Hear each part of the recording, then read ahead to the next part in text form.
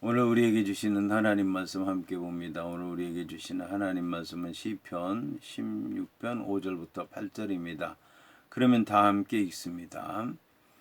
여호와는 나의 산업과 나의 잔의 소득이시니 나의 분깃을 지키시나이다. 내게 줄로 재어준 구역은 아름다운 곳에 있으며 나의 기업이 실로 아름답도다. 나를 훈계하신 여호와를 송축할지라. 밤마다 내 양심이 나를 교훈하도다. 내가 여호와를 항상 내 앞에 모시며 그가 나의 오른쪽에 계심으로 내가 흔들리지 아니하리로다. 아멘. 오늘 말씀의 제목은 여호와는 나의 산업과 잔의 소득입니다. 그러면 본문의 말씀을 통해 함께 은혜 나누도록 하겠습니다.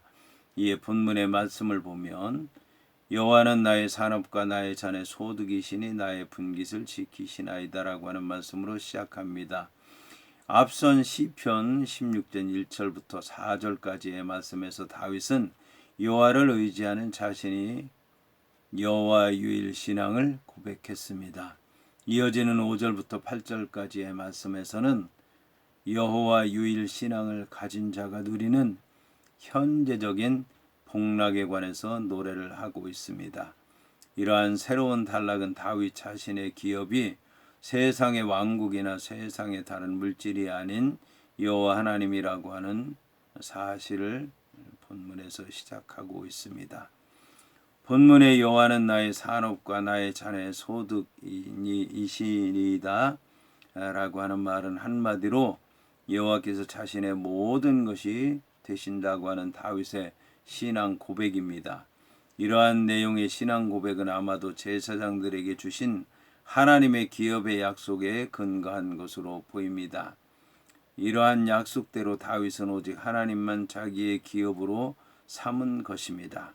여기서 소득으로 번역된 메나트라고 하는 말은 본래 달아서 나눈다, 할당한다, 분배한다라고 하는 뜻을 지닌 동사 마나라고 하는 말에서 유래한 명사로서 목, 부분이라고 하는 뜻입니다. 본문에서 나의 산업으로 번역된 헬르키라고 하는 말의 원형 헬레크라고 하는 말은 여호와께서 이스라엘 백성들에게 분배해 주신 기업으로서 조상으로부터 내려와서 자손에게로 전해지는 것이며 다른 사람에게는 절대로 양도할 수 없는 것입니다. 그런데 이스라엘 사회에서 여호와 하나님을 자신의 기업으로 받았던 지파는 레위 지파밖에는 없습니다. 하지만 유다 지파인 다윗이 여호와의 기업에 관한 고백을 하는 것은 레위 지파가 하나님의 공급해 주시는 것만을 소망하면서 살 수밖에 없었던 것처럼 다윗도 하나님만을 섬기며 살기를 바라는 마음에서 고백한 것이라고 할 수가 있습니다. 한편 잔이라고 하는 말은 인간 누구에게나 주어진 은사를 상징하는 말입니다. 본문에 나의 분깃을 지키시나이다라고 하는 말은 다윗에게 주어진 기업과 잔을 다른 사람들이 빼앗아가지 못하도록 하나님께서 지켜주신다는 말입니다. 본문에 나의 분깃을 지키시나이다라고 하는 말을 문자적으로 번역하면 당신은 내 몫을 떠받치고 있습니다 라고 하는 뜻입니다. 이와 관련해서 한글 개역개정 성경은 당신을 의미하는 2인칭 단수 대명사 아타를 번역하지 않았는데 본문에서는 바로 아타라고 하는 단어가 강조되고 있다는 것을 우리가 기억해야 합니다. 다윗은 자신의 몫이나 분깃을 떠받치고 있는 자가 자신의 신하들도 아니고 자신의 아들도 아니라 여호와 하나님이라고 하는 사실을 대명사 당신에 해당하는 아타를 독립적으로 사용할 뿐만 아니라 문장의 맨 앞에 배치시켜서 강조하고 있는 것입니다.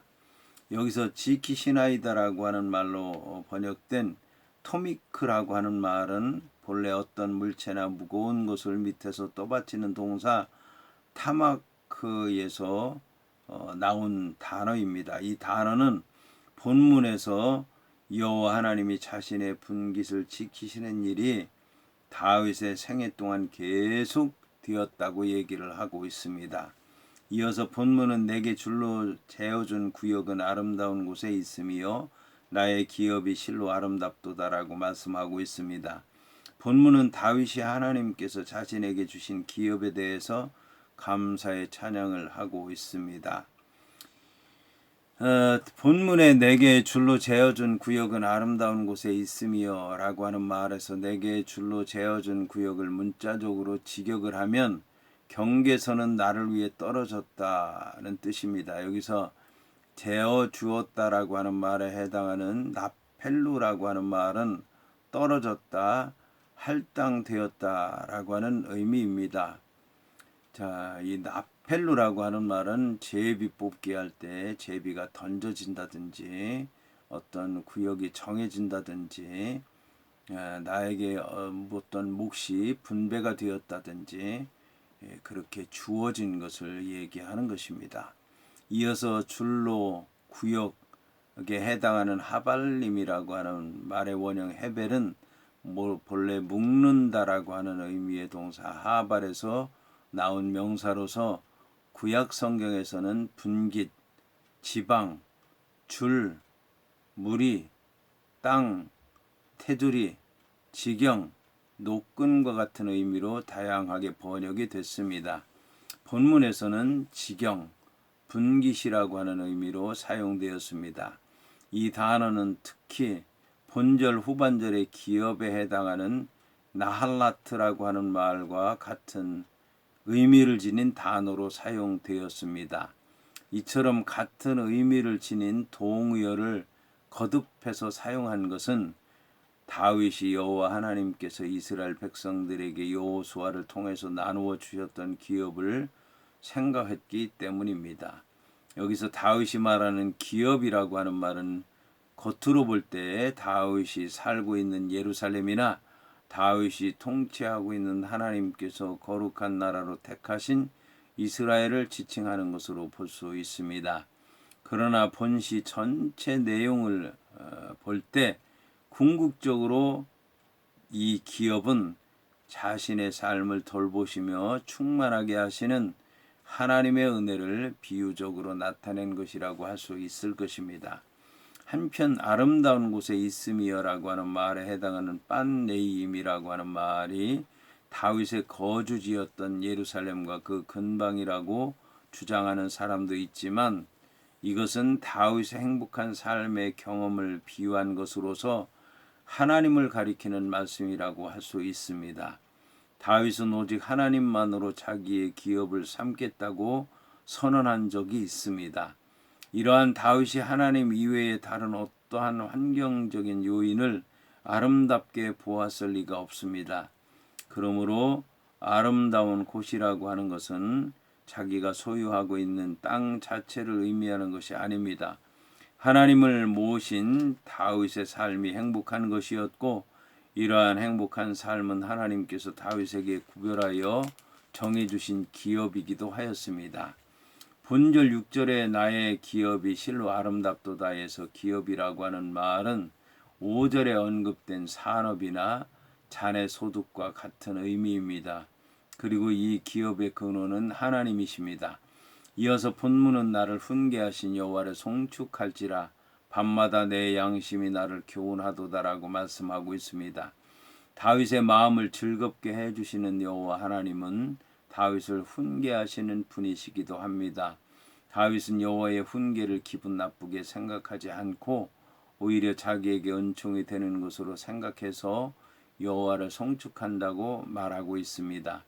본문에 나를 훈계하신 여호와를 송축할지라고 하는 말씀과 관련해서 다윗은 하나님께서 자기에게 아름다운 기업에서 행복한 삶을 누릴 수 있도록 하신 것에 감사하면서 지금 하나님을 찬송하고 있는 것입니다. 여기서 더 나아가 지금까지 누려온 여호와 하나님의 기업은 오직 하나님의 인도하심 안에서 가능한 것이었습니다. 여기서 나를 훈계한다라고 하는 말은 바로 하나님의 내적인 인도하심을 의미합니다. 그래서 어떤 신학자는 나를 훈계한다고 하는 말을 성령의 내적인 조명이라고 말하기도 했습니다. 이것이 아니었다면 다윗은 결코 하나님의 기업을 누리지 못하였을 것입니다. 이러한 사실을 생각하면서 다윗은 하나님을 한없이 찬송하고 있는 것입니다. 다윗의 마음을 즐겁게 해주시는 여호와 하나님은 다윗을 훈계하는 분이시기도 합니다. 다윗은 여호와 하나님의 훈계를 기분 나쁘게 생각하지 않고 오히려 자기의 은총이 되는 것으로 생각해서 여호와를 송축한다고 한 것입니다. 본문에 송축할지라고 하는 말에 해당하는 아바레크라고 하는 말은 본래 무릎을 꿇는다라고 하는 뜻을 지닌 바라크하는 말에서 유래한 단어로서 경배와 존경의 표시로서 그 아래 무릎을 꿇고 찬양한다는 뜻입니다. 본문에 밤마다 내 양심이 나를 교훈하도다라고 하는 말은 원문상 강조적인 형태로 되어 있습니다. 이와 관련해서 한글 개역개정 성경에는 번역되지 않았지만 본문은 하물며 참으로와 같은 의미로 번역될 수 있는 접속사 앞으로 시작되고 있습니다. 이것은 여호와를 송축하는 이유가 여호와께서 자신을 훈계하기 때문만이 아니라 더 나아가서 자신의 심장을 통해서 밤마다 자신을 교훈하게 하시기 때문이라고 하는 것입니다. 한편 다윗은 여호와 하나님의 훈계를 마음으로 받아들여서 그것으로 스스로를 채찍질하는 삶을 살았습니다. 여기서 양심에 해당하는 히브리어 킬리아라고 하는 말은 본래 콩팥을 의미합니다. 그런데 양심에 해당하는 킬리아는 인간의 영혼의 내면적인 활동이 이루어진다고 생각을 했습니다. 따라서 이 구절은 다윗이 밤마다 영감을 받은 사실을 보여줍니다.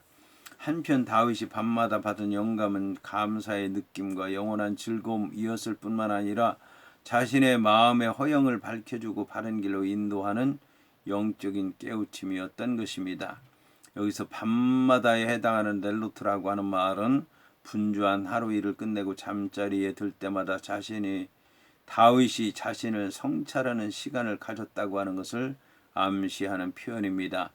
그러나 낮과 대조되는 밤은 인생의 고난을 상징하기도 한다는 점에서 고난의 때에도 다윗이 자신을 성찰하는 시간을 가졌다는 것을 표현하는 말씀으로 볼 수도 있습니다.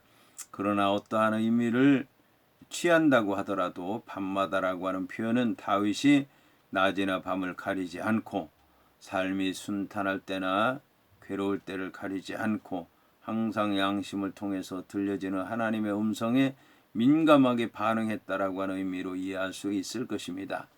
이러한 사실은 다음 절에서 보다 더 잘 드러납니다. 다윗은 하나님의 훈계를 머리로 이해하고 머리로 자기 자신을 교훈한 것이 아니라 마음으로 받아들여서 마음으로 교훈하였던 것입니다. 이어서 본문은 내가 여호와를 항상 내 앞에 모시며 그가 나의 오른쪽에 계심으로 내가 흔들리지 아니하리로다 라고 말씀하고 있습니다. 본문에는 다윗이 고난과 역경 중에서도 절망하지 않았던 비결이 소개되고 있습니다. 그것은 다윗이 먼저 여호와 하나님을 항상 자신 앞에 모셨기 때문입니다. 본문에 내가 여호와를 항상 내 앞에 모시며라고 하는 말은 여호와 하나님께서 다윗의 마음 가운데 항상 임재하여 계신다고 하는 말씀입니다. 이와 같이 하나님과의 교제는 실제적으로 하나님의 말씀에 순종하는 것으로 지속되었을 것입니다. 이 구절에서 우리가 주목해야 할 중요한 것은 항상이라고 하는 말입니다. 이 말은 지금 다윗이 고난 가운데 있기 때문에 더욱더 큰 의미가 있는 것입니다. 다윗은 평안할 때뿐만 아니라 고난받을 때에도 하나님에 대해서 변하지 않는 신앙을 유지할 것이라는 신앙 고백을 하고 있습니다. 본절 상반절에 내가 여호와를 항상 내 앞에 모시며라고 하는 말은 여호와의 임재를 의식하며 살았다는 고백입니다. 이러한 사실은 하반절 그가 나의 오른쪽에 계시다라고 하는 표현에서도 잘 나타나고 있습니다. 하반절에 그가 내 오른쪽에 계시다라고 하는 표현은 상반절 내가 여호와를 항상 내 앞에 모시며라고 하는 말과 표현만 다를 뿐 의미는 똑같은 동의적 평행 대구법이 사용된 문장입니다. 이를 굳이 구분하자면 앞에 모신다고 하는 표현은 가까이 친근하게 계시다고 하는 뜻을 강조하는 의미라고 할 수 있고 오른쪽에 계시다고 하는 표현은 여호와께서 다윗에게 실질적인 힘이 되신다고 하는 것을 강조하는 의미로 쓰였다고 할 수가 있을 것입니다. 본문에 그가 내 오른쪽에 계시다라고 하는 말은 문자적으로 나의 오른손에로 번역됩니다. 이 표현은 하나님께서 언제든지 도우실 수 있는 가까운 곳에 임재하여 계신다는 뜻입니다. 특히 오른편은 하나님의 권세를 상징합니다. 따라서 본문은 하나님께서 다윗의 강력한 보호자가 되신다는 의미도 내포하고 있습니다. 본문에 그가 나의 오른쪽에 계심으로 내가 흔들리지 아니하리로다라고 하는 말은 하나님께서 다윗 가까이 계신다는 확신에서 비롯된 것입니다.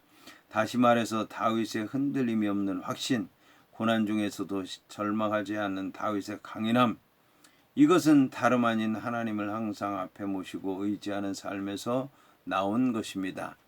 본문에서 흔들린다라고 하는 의미로 번역된 엠모트라고 하는 말의 원형 모트는 기본적으로 실족해 넘어진다, 흔들린다라고 하는 의미를 가지고 있습니다. 이 단어는 부정어 빨이라고 하는 단어와 함께 미완료형으로 쓰였습니다.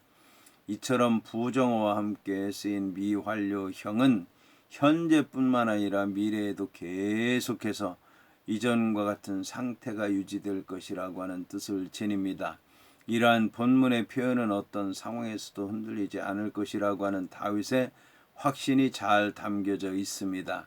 우리가 아는 대로 다윗은 참으로 격동의 세월을 산 사람입니다.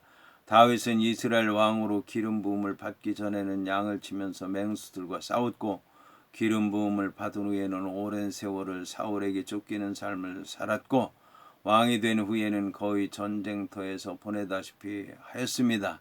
다윗의 삶은 한마디로 항상 요동칠 만한 것들로 가득했습니다.